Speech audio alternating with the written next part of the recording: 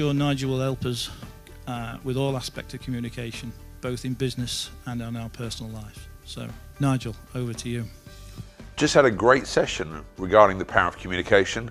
3 key messages that I was sharing with the whole group. One was about being in the room and being focused. So one of the things I do as a speaker, one of the things I do as a leader, is I check on people's personal needs. So if you need to go and do something, just do it. Because the longer you're thinking about it, the longer you're actually doing it and you're not listening to me, or worse, on your table having a discussion. So can we have a contract that if you're in the room, be in the room, or go out the room? But being here thinking about that isn't helping either of us. Is that fair? Easier said than done.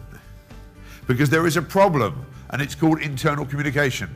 Second thing was understanding the power of positive and negative self-talk. This is the serious point about communication. If internally you tell yourself, I'm stupid, what do you think happens to your next actions? What do you think happens to the next meeting you go into? Are you going to be willing to shout out some new ideas, or are you going to go, how can I say anything? I couldn't even do 9 dots. Oh my God, where's the rest of the day going? No, because I'm being serious, Alison. I don't believe you're stupid. I think you just didn't know the answer. But isn't it amazing? Here we've got no memory. Okay, there is something slightly different.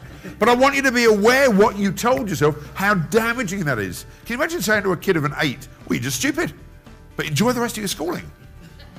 Because we wouldn't say that to a kid, but we say it to ourselves.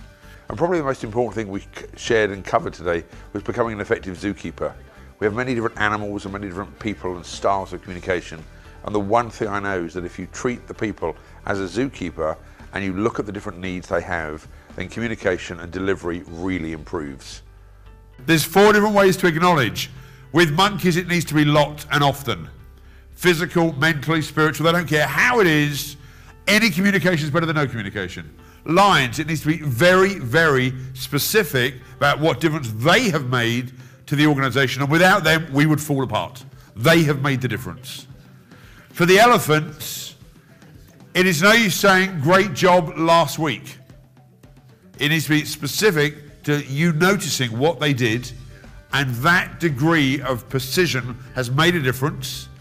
And for the dolphins, you want to be using words like, what you have done for us has made an enormous difference for the community, for the legacy of this company, for our grandchildren and their children's children. So the question is, when you write, whose language is it in? When you praise people, whose language is it in? When you acknowledge people and when you give feedback, whose language is it in? It's got to be in theirs.